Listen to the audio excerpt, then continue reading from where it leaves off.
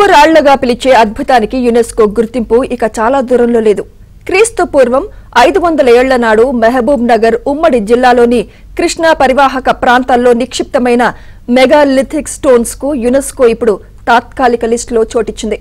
కేంద్ర రాష్ట్ర ప్రభుత్వాలు సరైన రీతిలో ప్రతిపాదనలు పంపి ప్రెజెంట్ చేస్తే ప్రపంచ వారసత్వ సంపదగా లిస్టు కాబోతున్నాయి.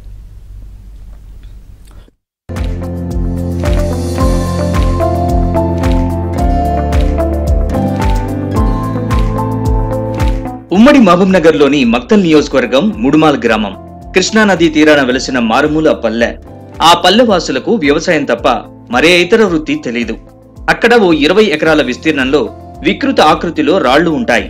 అవన్నీ నిలువుగా ఉంటూ సుమారు 15 అడుగుల ఎత్తున కనిపిస్తాయి. అంతేకాకుండా ఓ క్రమ పద్ధతిలో భూమిలో నాటినట్లు కనిపిస్తాయి.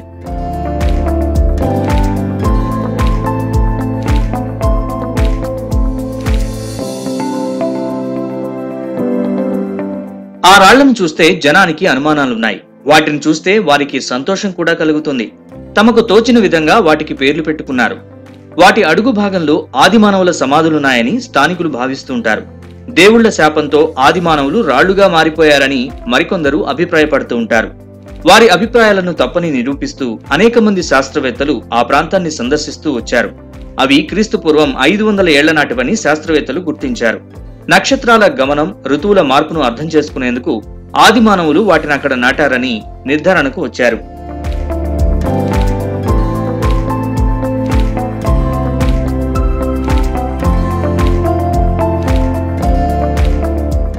ఆ నిలువురాళ్ల సమూహాన్ని యునెస్కో ప్రపంచ వారసత్వ సంపదగా గుర్తించేందుకు ముందడుగు పడింది. యునెస్కో తాత్కాలిక జాబితాలో చోటు దక్కింది.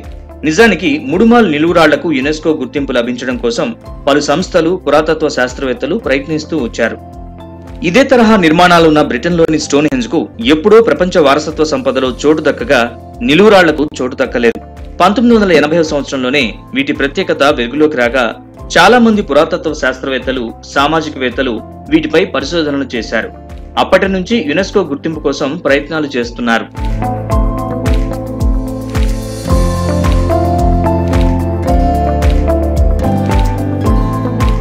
యునెస్కో గుర్తింపు పొందిన కట్టడాలు దేశంలో 56 ఉన్నాయి.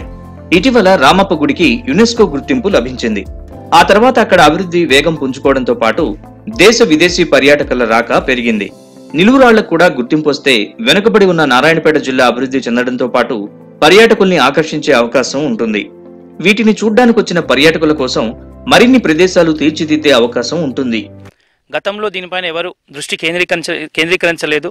కానీ గత 500 సంవత్సరాల నుంచి అనేక మంది శాస్త్రవేత్తలు, ఆర్కియాలజీ డిపార్ట్మెంట్ వాళ్ళు గత 20-25 సంవత్సరాల నుంచి డెక్కన్ హెరిటేజ్ వాళ్ళు దీన్ని దత్తత తీసుకొని, అంటే వాళ్ళు దీన్ని ఓన్ చేసుకొని, ఇక్కడ ఏముంది, దీని యొక్క చరిత్ర ప్రపంచ దేశాలకు తెలియాలి, ఈ భారతదేశంలో ఇటువంటి ప్రదేశాలు ఇంకెక్కడెక్కడ ఉన్నాయని చెప్పి వాళ్ళు పరిశోధన చేస్తూ ఉన్నారు. దాదాపు ఒక 100 నుంచి 200 వరకు నిలువు రాళ్ళు అనేవి చాలా పెద్ద మొత్తంలో ఉంటాయి. అదేవిధంగా 400-500 గుండ్రాటి రాళ్ళు అక్కడక్కడ పడి ఉంటాయి. అవన్నీ కూడా సప్తర్షి మండలం ఆకారంలో ఉన్నవి.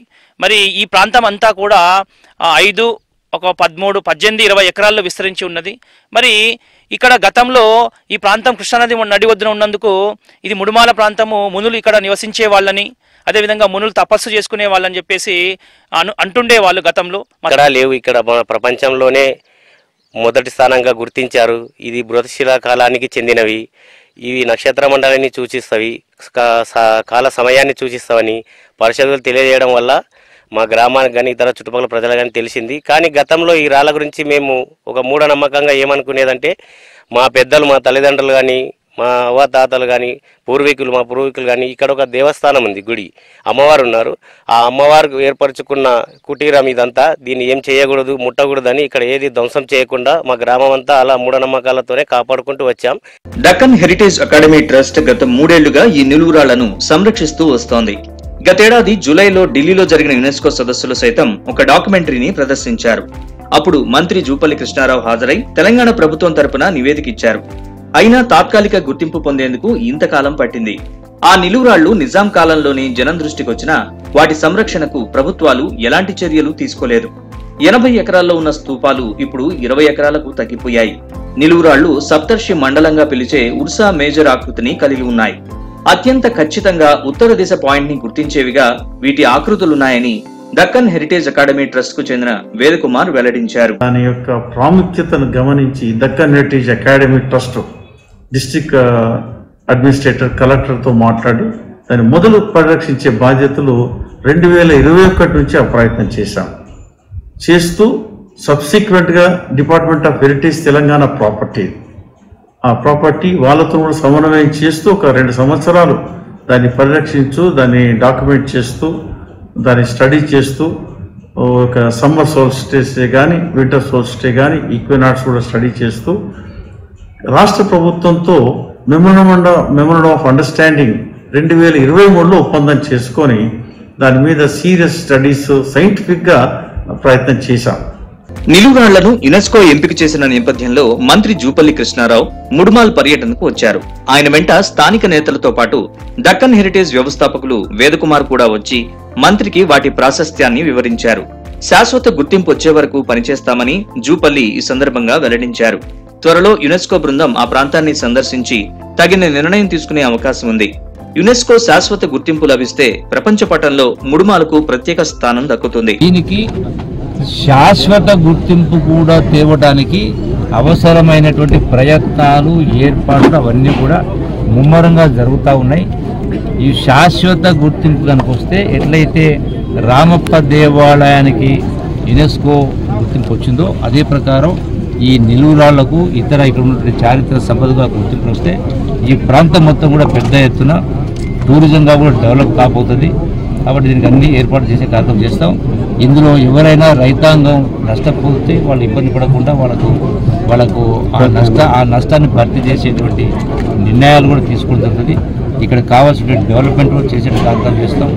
తక్షణమే దీనిపైన వచ్చేటువంటి వారం రోజుల్లోనే హైదరాబాద్లోనే సంబంధిత శాఖలను కూడా పిలిచి సమీక్ష ఏర్పాటు చేసి ఏమేమి నిర్ణయాలు తీసుకోవాలో, ఏ విధంగా ముందుకు తీసుకోవాలనే పైన ముందుకు తీసుకెళ్లే కార్యక్రమం చేసి ఈ ప్రాంతాన్ని టూరిజం ప్రాంతాన్ని డెవలప్మెంట్ చేసే శ్రీకారం జరిగింది. మొత్తానికి ఇప్పటిదాకా విసిరేసిన ప్రాంతంగా ఉన్న ముడుమాల్లో ఇంతటి చారిత్రక విశిష్టత కలిగిన నిలువురాళ్లు ఉండడం, వాటికి త్వరలోనే ప్రపంచ గుర్తింపు వస్తుండడం పట్ల ఈ ప్రాంతవాసులు హర్షం వ్యక్తం చేస్తున్నారు.